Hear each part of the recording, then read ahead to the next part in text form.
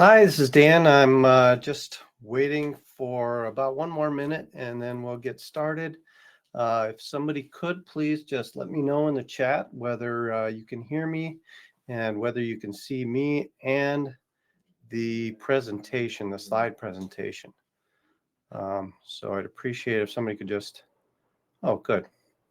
Thank you, David and Michelle and Alyssa. Great. Can you see also the slide presentation? I'm not sure whether it's going to be beside my face or underneath. Okay, good. Good. All right. Now let's see. During the presentation, you're going to have my marketing director, Laura, is going to be putting some things up for you to respond to. There's some questions I think that she has that she wants to ask people. And if you would respond to those, we'd really appreciate it. It helps us to know just what everybody is concerned with and what our audience is like because I can't hear any of you and I can't see any of you, but I do appreciate any comments or questions that you have.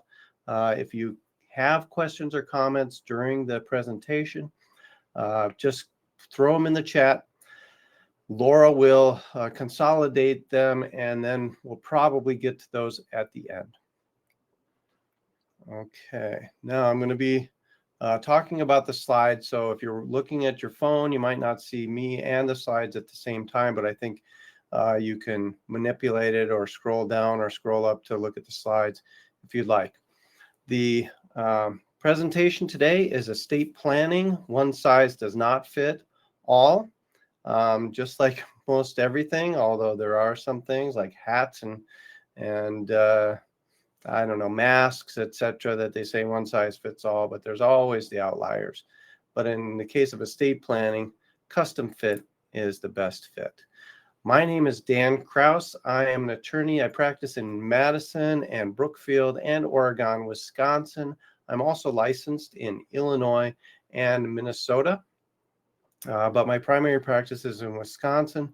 Some of the things that I'll be talking to you about apply, no matter where you are in the United States, but some things are Wisconsin specific. I am most familiar with Wisconsin laws. I am partly familiar with Illinois and Minnesota laws. I know some laws of other states, but mainly Wisconsin. So most of what I'm going to be talking about applies in Wisconsin, and it may not apply in your state if you are here from another state. But like I say, most of it applies everywhere. Then there's just a little bit about me. There's two pictures of me. One is from when I was still in the service back in 2015 or 2016 with the BCGs on. The BCGs are, of course, birth control glasses. Those are the glasses that the Army gives you, and no one would go out on a date with you if you wear them. That's why we call them BCGs. We also have many memberships and affiliations through the firm and personally. So these are some of the things that help to keep me on top of all the laws, all the regulations, all the things that I need to know in order to help people with this type of law. All right, so one size fits all. That's a little joke there. These kids trying on grown-ups' shoes and the suits and everything. It just doesn't fit them. Just like a downloaded form is not going to maybe fit your family the way that it should. Let's talk about what estate planning is, because that's where the rubber hits the road with my practice. I help people do estate planning and estate administration. So after somebody dies, I help the families pull it all together, but also before death, I help people plan for what's going to happen. I focus my entire career on this. This is my focus. I don't do bankruptcies. I don't do mesothelioma litigation. I don't do criminal law. This is what I do. So what's estate planning is in case you become incapacitated or in case you become dead, the planning that's going to control your assets or control your relationships is estate planning. So many things that have to do with estate planning are wills, powers of attorney, trusts, etc. The aims of estate planning are to make it easy and simple to transfer wealth to the next generation, to reduce or eliminate taxes and other debts, and also to maximize the control that you have during your life and after death.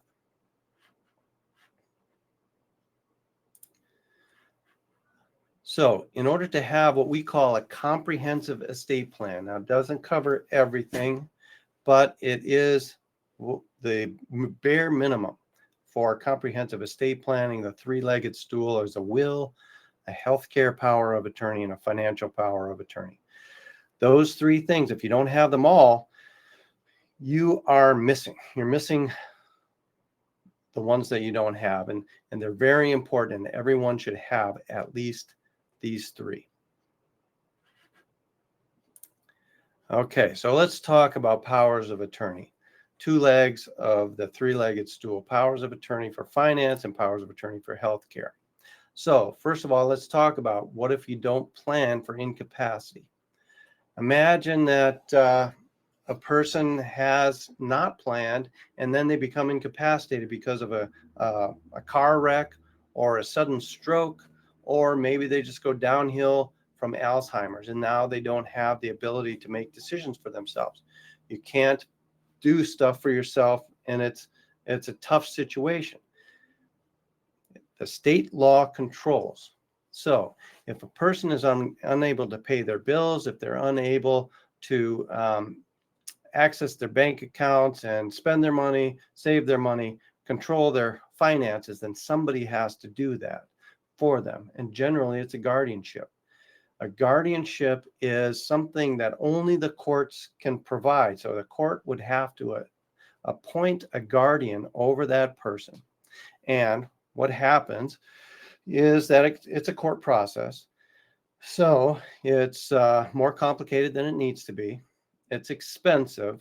And then in the end, you lose control of your entire life. The fact that you're incapacitated doesn't mean that you don't have to have your human dignity, your human rights. It's a human right to decide who you want to be with, where you want to be, how to spend your money, whether or not you get a driver's license, a fishing license, a hunting license. Well, the courts in a guardianship take all of these rights away from you, even the right to vote. And then they give those rights to somebody else. Now, they don't give somebody else the right to vote for you. That's one of the things that they don't allow them to do. They also can't get licenses for you, like a driver's license. They have their own driver's license. But they can control all of your finances and all of the other things about your life, like where you live, who you get to talk to, who you get to see, where you can go, etc. In order to avoid guardianship, powers of attorney for finances, powers of attorney for healthcare, these are the ways to avoid guardianship. And if you want to really do it right, you've got to get a superpower of attorney for finances, so that the person, hopefully somebody that is very trustworthy, is given the power even to give all of your assets away. Now, most powers of attorney do not have that. It's important to have it, though, as long as you have someone that you can trust with that. And the reason that it's so important to be able to give your stuff away, look at your power of attorney if you have one. It probably limits gifting, if it allows it at all. But the reason it's so important is because oftentimes a person who's lost their capacity needs to go to a nursing home, and nursing homes are very expensive. In order to save some of your assets, you have to be able to give those assets away. So that's an important power to be given in a power of attorney. So that's a financial power of attorney. A healthcare power of attorney is also necessary in order that somebody can make healthcare decisions for you. And a lot of people think about pulling the plug. Let's make the decision to pull the plug or not to pull the plug. Well, that's a very, very important decision. But it's not the only decision. Some more mundane things that people don't realize a healthcare agent can do for you is to decide where you live, whether you're going to live at home, whether you're going to live in this facility, whether you're going to live in that facility, and who is going to come in to take care of you. Another thing that the healthcare power of attorney can decide is who gets to see you. A healthcare power of attorney agent can exclude people from visiting you or decide who your doctor is going to be, etc. So it's very, very important to choose the right person, but also for the purpose of avoiding the guardianship. Then there's a living will. Now that's besides the three-legged stool. We throw the living will in because Wisconsin has a separate healthcare power of attorney form and a separate living will form. So those are two forms. Many states have combined them into an advanced directive. Wisconsin still has the two separate forms. The living will is just the document that states that it's okay to pull the plug. Without having signed that, Terri Schiavo, which the name you may recognize if you were around during the late 90s and early 2000s, it's a woman, unfortunate story, but the woman was in her 20s and she had a heart attack. Not sure why she had a heart attack, but she was very healthy. They revived her, but not in time for her brain. Her brain was essentially gone, and she survived on machines for 15 years until the husband was able to have the machines withdrawn, and then she died after a lengthy court battle and just thousands and thousands of dollars worth of legal fees. And then there's trust. Trust can help you plan for incompetence in that if you put your assets into trust and then you're no longer able to be the trustee because you're incompetent, then somebody else can come in and be the alternate trustee and manage your assets. So that's another way to plan for incompetence with your finances. So let's talk about wills in particular. First of all, what happens if you don't have a will when you die? Let's assume you don't have a trust and that you have your property and it's all sitting there in your name. The state law controls. And you're going to hear this again. What happens if you don't plan? The state law controls. Now, whoever wrote the state law is not your family, probably. So they just put together what they think is going to work for most people. But in fact, it really doesn't work like most people would want. However, as far as if you die, your closest relatives are going to get your stuff. Sometimes that's a problem, especially if you have disabled close relatives or you don't like your close relatives, which unfortunately is the case in many times. You have probate proceedings. 18-year-olds can get money if you have young beneficiaries. The money can be held for them, but not past the age of 18. And in second marriage situations, every state is different now. I know that Illinois and Minnesota both have different rules about this, but the Wisconsin rules of intestate succession, intestate just means no testament, no last will and testament. So if you're intestate, means you died without a will. If you've got kids that are not your spouse's kids, and then you die without a will, pretty much everything just gets split between the spouse and the kids. Most people would not want that they die and all of a sudden their spouse now has to start splitting the bank accounts, splitting the real estate and everything else. So that's why it's really important, especially in second marriage situations, disability situations, all kinds of situations, for you to have a will instead of just leaving it up to the state law. All right, let's see. Oh, just an example. We've got James Dean. Now, James Dean died back in 1955, I think it was. So this is a dated example. There are other celebrities that have died without wills, like Prince. died without a will.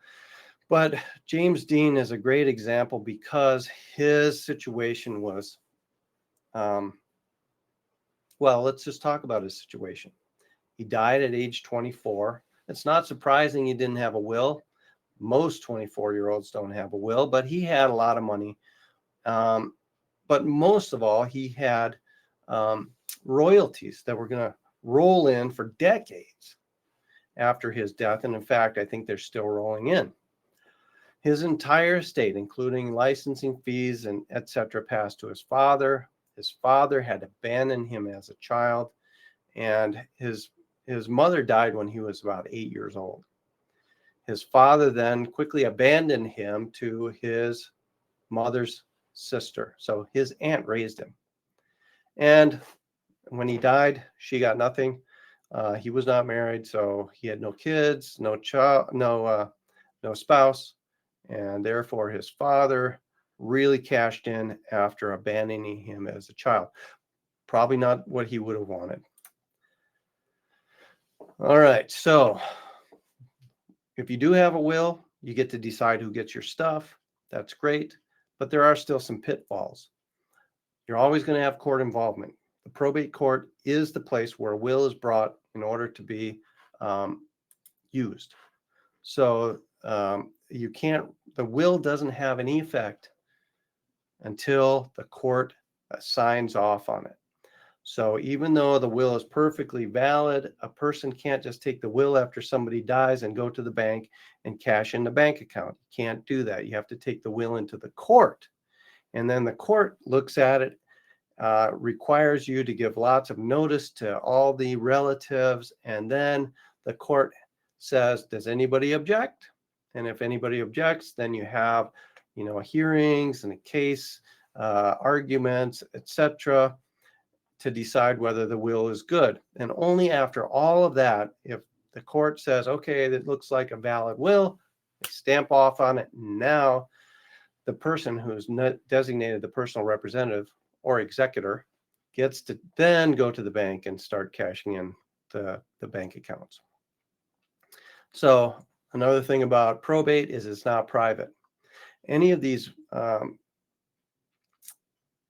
movie stars that die that they had a will, like Philip Seymour Hoffman. I don't know if you know who that is, but really great actor. He died, I think he was in his 40s, but he had a will and not a trust. So as soon as his relatives brought the will into court, all the media wanted to see what it was, because he had to file it in open probate. They got to know exactly how much he had, who got it, and everything. And that just kind of invites predators into the family to say, where's the money? We can now try to get it from somebody else. All right. So privacy and predators can happen because of a will being filed in the probate court, because it is a public document. Trusts are another way. It's a will substitute. So it can substitute that third leg on the three-legged stool to hold you up in case of death. So revocable trust, the most common kind of trust, is a trust that you create, but you can change it at will. You can just do whatever you want with the trust. It's not going to tie your hands at all. You're going to be able to just manage it as you please. You get to avoid probate for all the assets that are in the trust. So hopefully that's everything. They preserve privacy because nothing has to be filed in the court. Nothing becomes public knowledge, and it's controlled by you. Like I say, you can change it as you wish. There's also irrevocable trust. There's different kinds of irrevocable trust. The most common kind that we deal with in our practice is the MAPT. That's the Medicaid Asset Protection Trust. That is a trust that would allow you to preserve your assets against spending on nursing care. So that's a nice type of trust that we use fairly often. There's ILITs, ILIT, CRUT, etc. They're typically used for asset protection like the MAPT, but there's also DAPT, Domestic Asset Protection Trust.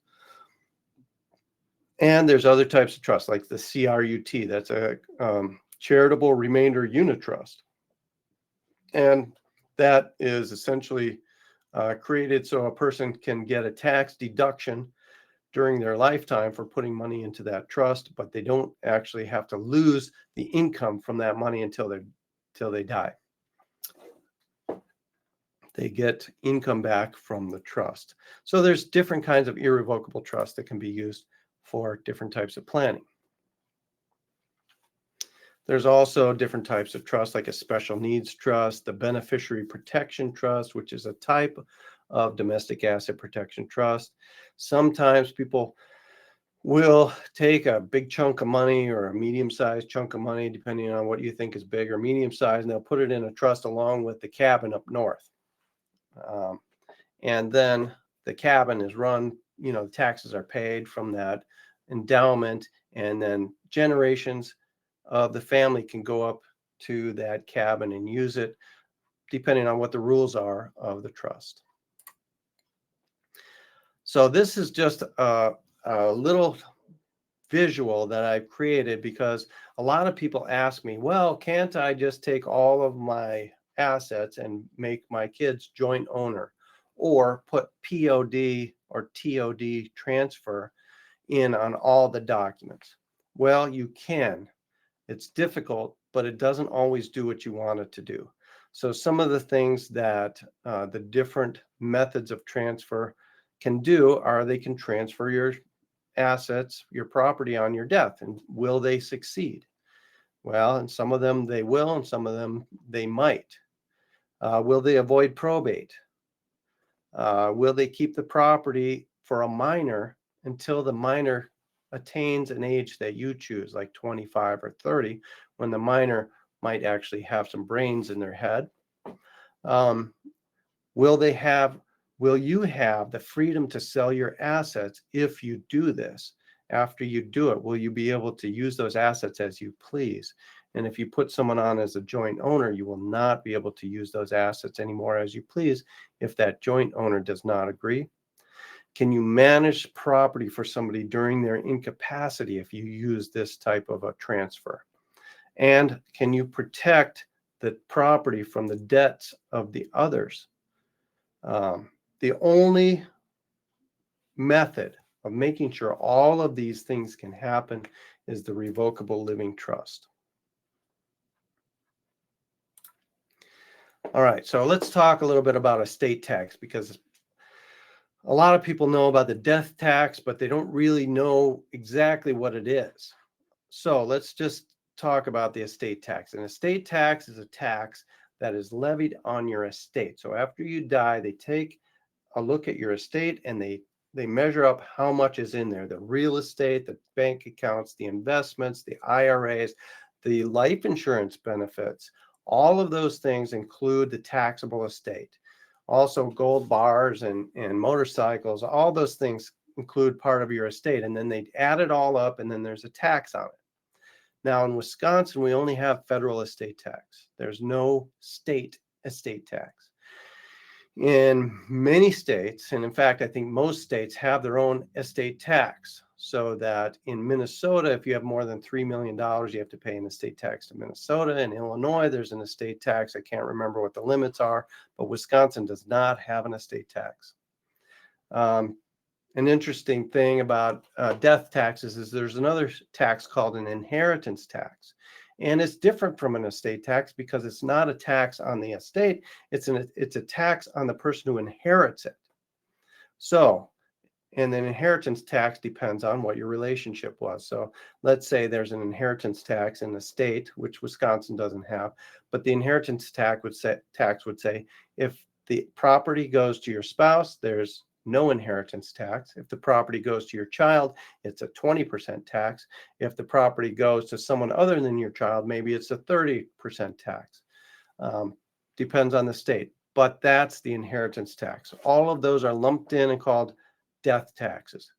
So in Wisconsin, very few people need to worry about death tax because the magic number this year is $13.61 million. If you die living in Wisconsin and you have less than $13.61 million, you don't have to pay any estate tax or inheritance tax or death tax at all. This is why it's become such a small part of estate planning. Back when I started estate planning in 1999, there was a much lower threshold. It was in 600,000s. So many people had worried about this estate tax. These days, not so much. However, just to keep in mind, if you say, well, 13 million, I've got 8 million, so I'm safe. If you live until 2026, you're probably still going to have to worry about some estate tax, but it all depends on what Congress and the president do between now and 2026. Who's to know, right? But it's scheduled to go down to about $7 million in 2026. We don't know the number yet because it depends on inflation. Another thing that people plan for with estate planning, it's more likely to happen, is nursing home expenses. So, at contrasting with the need to plan for estate tax, the need to plan for nursing home tax is front and center.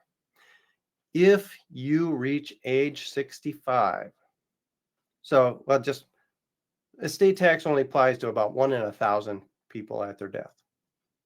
Not very many. However, if you reach age 65, it's likely that you are going to need some sort of long-term care at some point in your life. Now, who knows whether it's going to be 10 days at the end of life or whether it's going to be 10 years at the end of life. Nobody knows.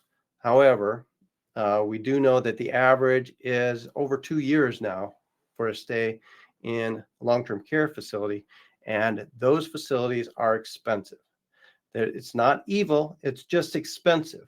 Those people need to make money, and it's a business, and they take care of people. They do very important work, but what happens is that people at the end of their lives, they watch their money and their assets just dwindle until there's nothing left. And that happens to so many people these days. Every month, thousands of seniors go broke and then apply for Medicaid to pay for their care. So how do you plan for this? How do you plan for the possibility of nursing expenses at the end of life? Well, there's two types of planning that we get involved in this industry. There's the pre-planning that you do when you're healthy and relatively young. And then there's the crisis planning where somebody needs to go in a nursing home or assisted living right now, and we need to maximize the savings. So the pre-planning is, let's see, spend down and estate recovery. So we plan for the spend down by putting the assets in a protected place, either by giving them to the children or, what's better, putting them in an irrevocable trust, and then waiting for at least 5 years, and then applying for Medicaid if you need it. And that's pre-planning. And then estate recovery is what happens after a person dies and they have received Medicaid to pay for their care. The Medicaid agency will come after all the assets that are left. So typically there may be a house left after someone dies because they're allowed to keep their house while they're in the nursing home, and then they die, or both spouses die after that. They come and we put the lien on the home, and they enforce the lien and sell the home, and the Medicaid gets paid back. So we want to avoid the spend down and the estate recovery by putting as many assets as the person is comfortable with aside, so that those can go to your kids, or at least they stay there for your stability and your security during your stay in a nursing home or just your old age. All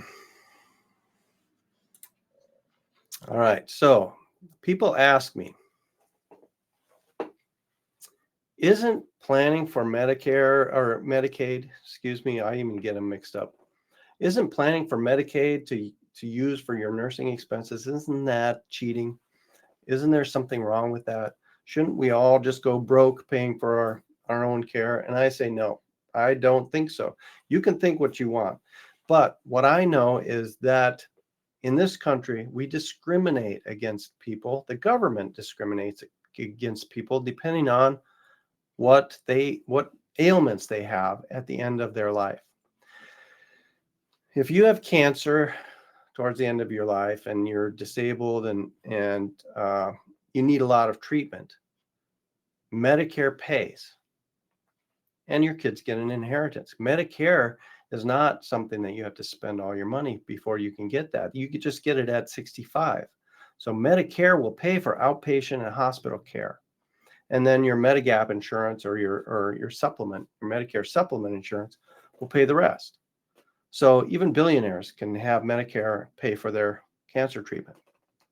However, if you have Alzheimer's disease or Parkinson's disease or some other form of dementia, and you need everyday care, what's called long-term care, then you have to pay out of your pocket and keep paying until you're broke, and then Medicaid will pay.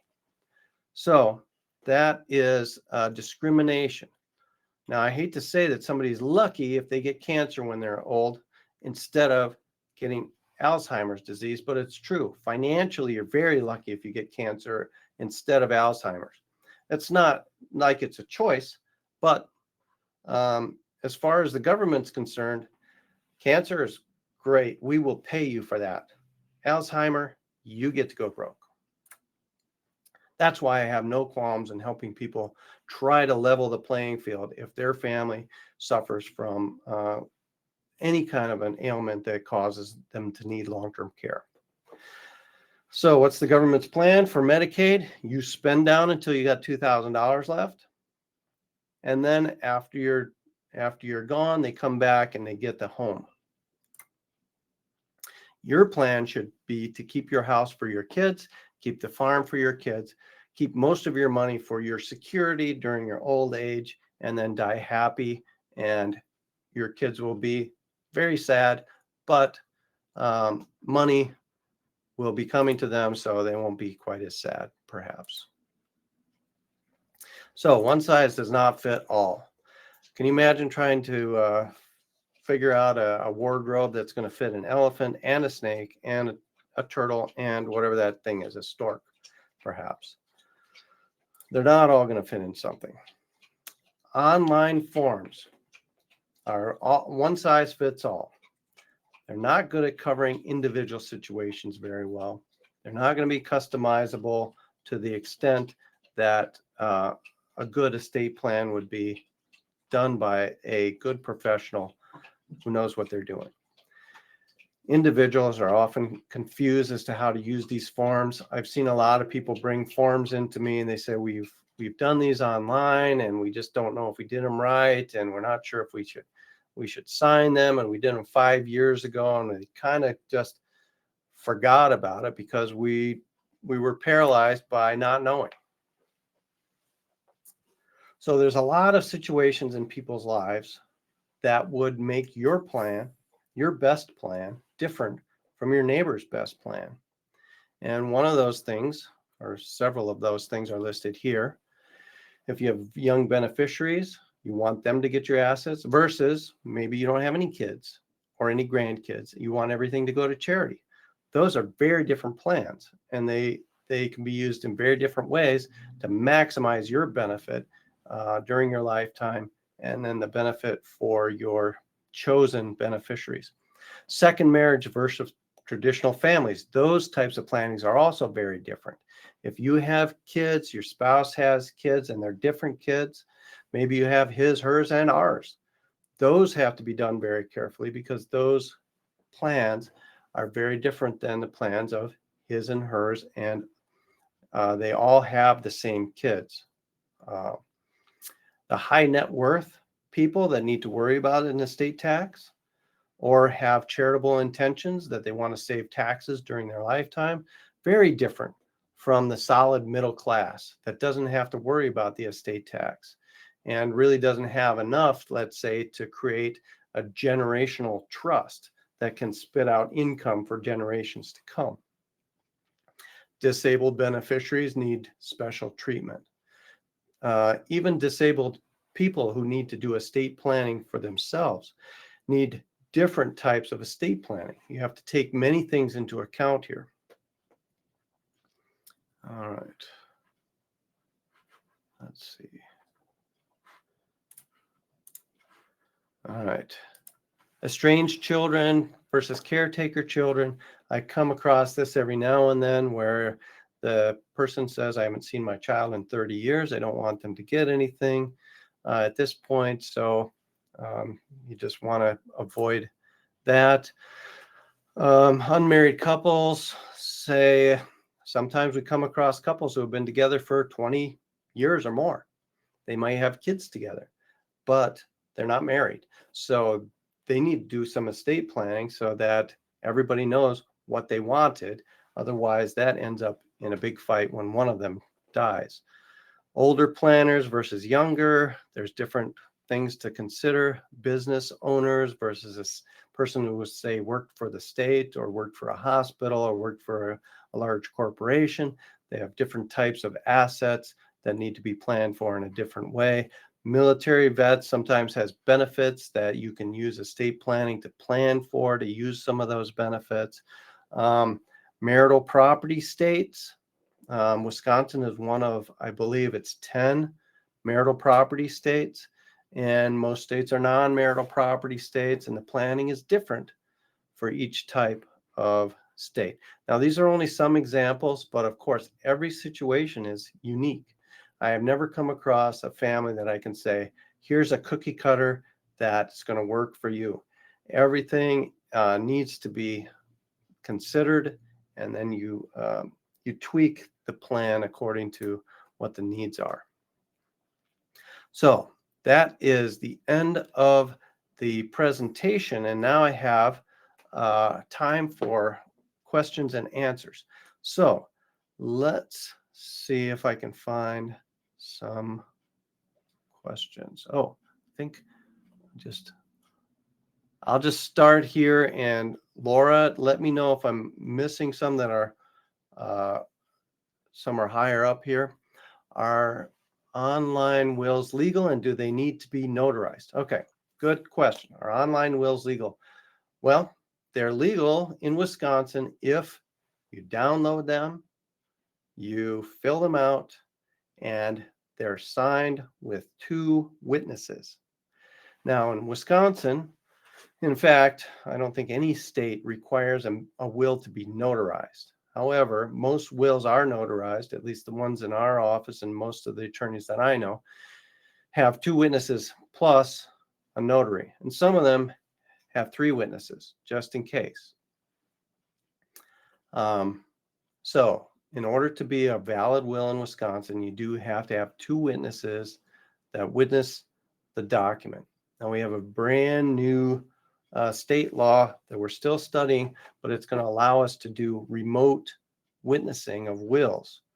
So the people all have to be in Wisconsin, but they can meet through a video conferencing type of a situation.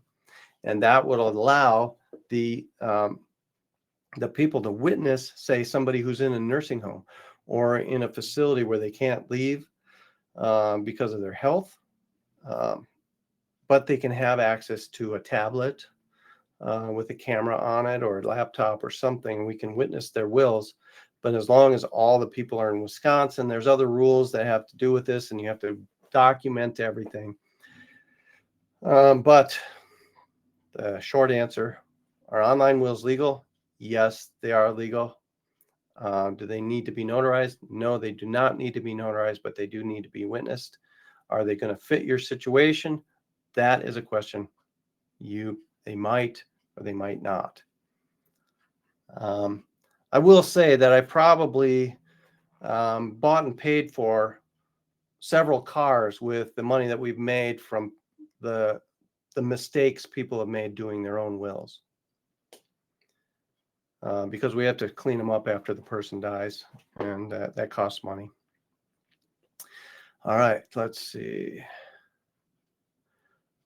What about if you have a POD on your bank accounts? Do you still have to get court permission to access the account?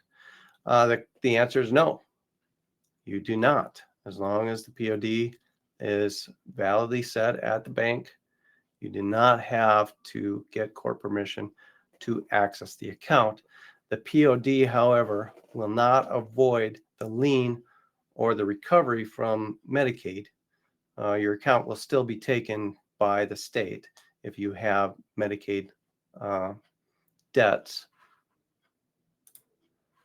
Also, there's other problems, and in part of the slide where it shows the different ways to give the money after death, POD and TOD sometimes works, sometimes it doesn't. It's not as secure. Also, you never know whether your POD beneficiary is going to pay for your funeral or whether they're just going to let you go into the pauper's grave. Let's see. I think, Claude, to answer your question about the sign off, I think you're probably gone, so I won't have to address that. But yes, the recording is going to be available. Let's see. Can you give an estimate of how much it costs to develop an estate plan that is not super complicated? Well, yes, I can give you an estimate. Our fees start at about $2,600 to do an entire estate plan, including powers of attorney and wills, etc. When you get into the trust planning, generally about twice that. Complicated planning for, say, people who have taxable estates can get into tens of thousands of dollars. In fact, there are some, probably many, very rich people, I'd say, tens of millions of dollars, that pay by the year, maybe $250,000 a year, so that somebody can keep their estate plan up to date and use the latest tricks and tax savings. But it can be less expensive for the simpler estates, but I wouldn't assume that your estate is not complicated, because almost everybody comes to me and they say, I don't have a very complicated estate. And then after I talk to them, it comes out, well, they've got a disabled child, and they've got veterans benefits, and they've got, somebody that, they've got a child that they don't want to inherit too much, or things like that. It all becomes complicated. So it really depends on all the situations, which I can't go into right now.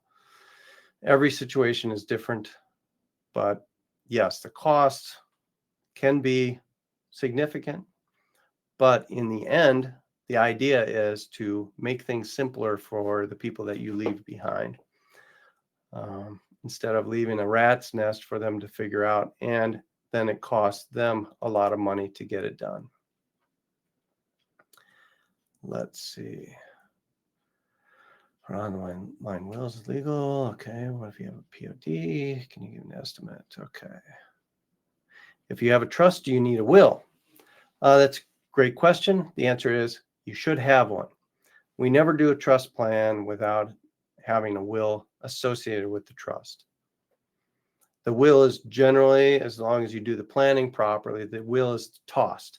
You don't need it in the end. So, hey, Laura. Hi, I just thought I would help you read through the questions because I can see them easily. Okay.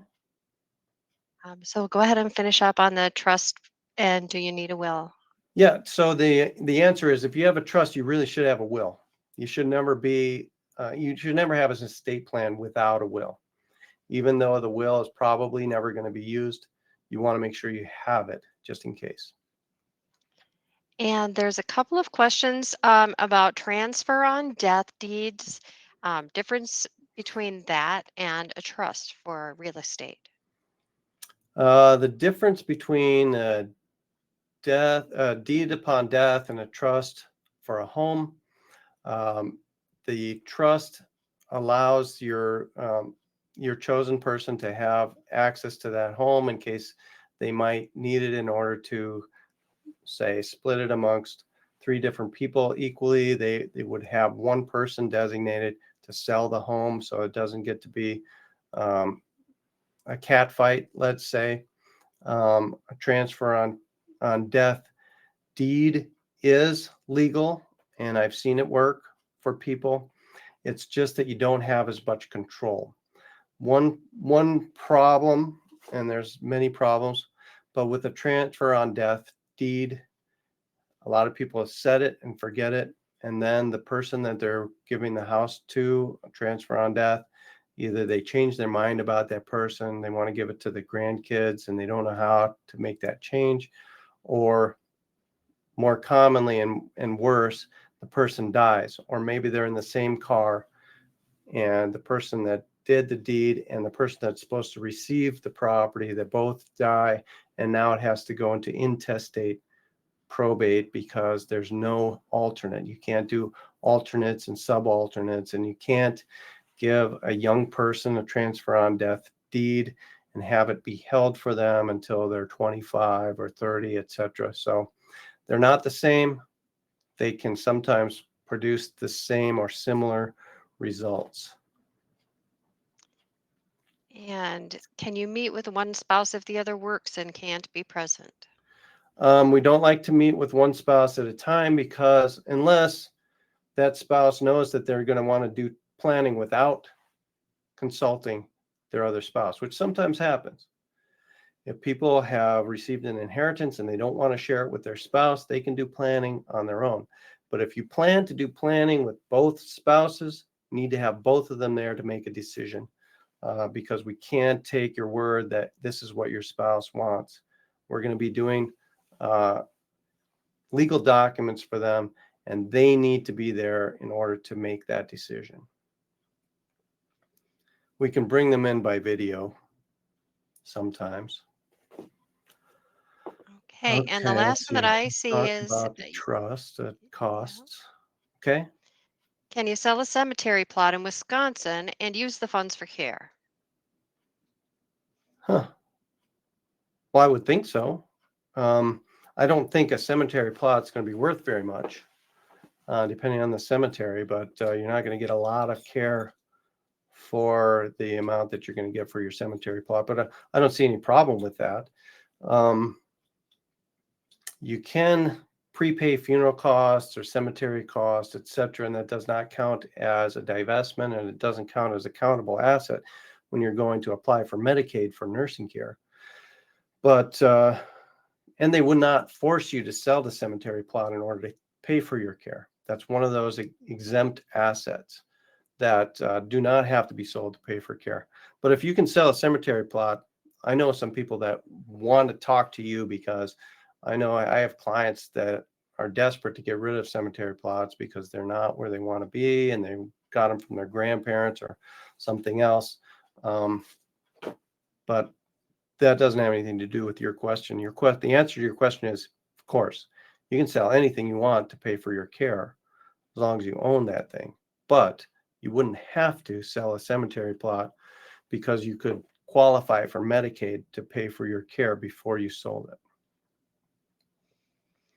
Okay, we have another question. If I want my daughters to receive my home, should I put them on my on my deed upon my death? You should not.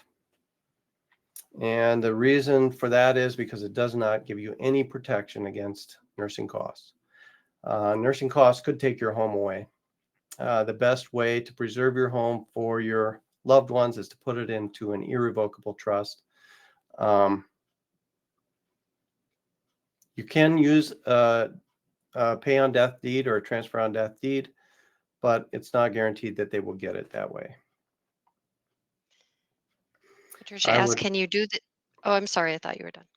yeah, I would have to talk with you to, see what your particular situation is, but it could work, but it might not, as far as your daughters getting your home. Can you do the trust planning via video or do you need to be in person? Well, like I said, we've got a brand new law that was enacted about 3 weeks ago. It might be 4 by now, that allows us to do all of this through the video.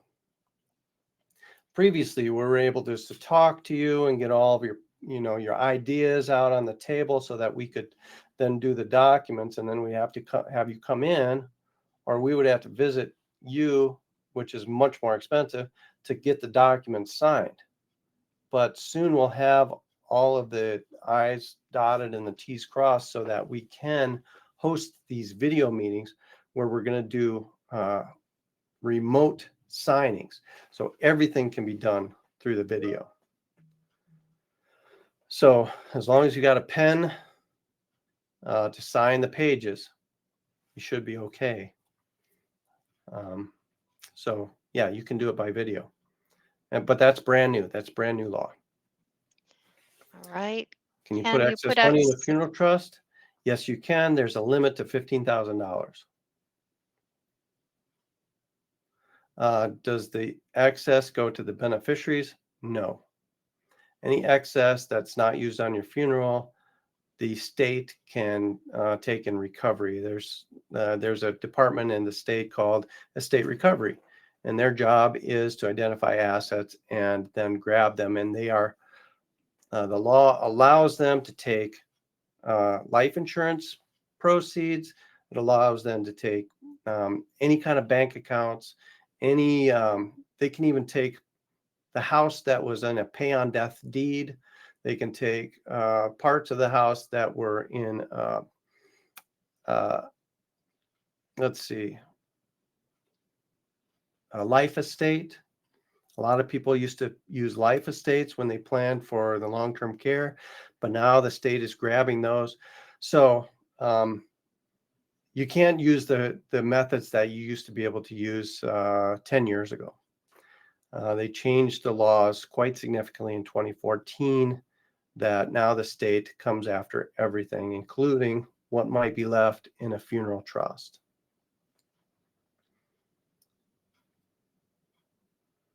All right, let's see. If your home is given to the children through an irrevocable trust and the children then sell it, are there taxes, etc., that need to be paid by the children? That's a great question. Giving the children the assets, if the irrevocable trust is properly drafted, there shouldn't be any taxes. Now, interesting thing is if you give it directly to the kids during your lifetime, they're probably going to have to pay quite a bit of taxes when they die, because they're going to have to pay capital gains tax from the day that you bought it and however much it gained until the day that they sold it. Now they're going to have to pay a capital gains tax on all of that. However, if they get it through a properly drafted irrevocable trust, they can wipe out those taxes and not have to pay. Talk to clients who, have told me that their parents essentially lost them $30,000, $50,000, $60,000 that they had to pay in these capital gains taxes because the parents gave them the house before they died instead of putting it in one of these trusts. So the question was, if you use an irrevocable trust, do they have to pay taxes? No, they do not. Unless they leave it after you die in that trust for several years, and then they may have to pay some capital gains taxes because the house appreciates after death. But it doesn't have to go all the way back down to what your parents bought it for. They just have to pay the little bit of gains after death. So you save money by using that trust. Tens of thousands typically. When you come in for your initial consultation, what type of paperwork do you need to bring along with you? We ask you to fill out information about your family and your finances. And we'd like to get that before you come in so that we can review it and be ready to advise you and ask some more specific probing questions instead of spending that time that we have together just getting the background information. I see the link, but I'm curious what the documents are and how they're So beneficial to me. I have been putting links for documents to upload. There are various things like uh, what questions to ask your estate planner. So if you're talking with estate planners, these are some good questions to ask them to find out, how qualified they are, what their process is like and so forth. Another thing was that I did was a staff sheet, so that tells the staff that we work with here at Kraus Estate Planning. So this is just things for your information. That's what those documents are, James. All right, let's see. What difference between irrevocable and revocable trust? Typically, a revocable trust is a trust that makes it easy for your kids or whoever you leave behind to manage your estate. It does not give you any tax benefits. Well, sometimes if you have a very large estate, it can give you some tax benefits because of the estate tax benefits, but it doesn't give you any property tax or income tax or any other benefit. And in fact, you almost don't know that you have it during your life. The benefit is for the people you leave behind. The irrevocable and also the revocable trust, you can change it at any time. Now, the irrevocable trust is very difficult to change. Maybe not very difficult, but it's much more difficult than a revocable trust to change. So when you put things in there, you're able. Now I'm just talking about the MAPT because there's so many types of irrevocable trust. So the Medicaid Asset Protection Trust, you can change who gets it on your death, but you can't change much else about it. And you can't get assets directly out of the trust during your lifetime. You have to rely on the trustee, which isn't you. It's got to be somebody else to give you those assets back if you need them back. So you have less control in an irrevocable trust and more or absolute control in a revocable trust.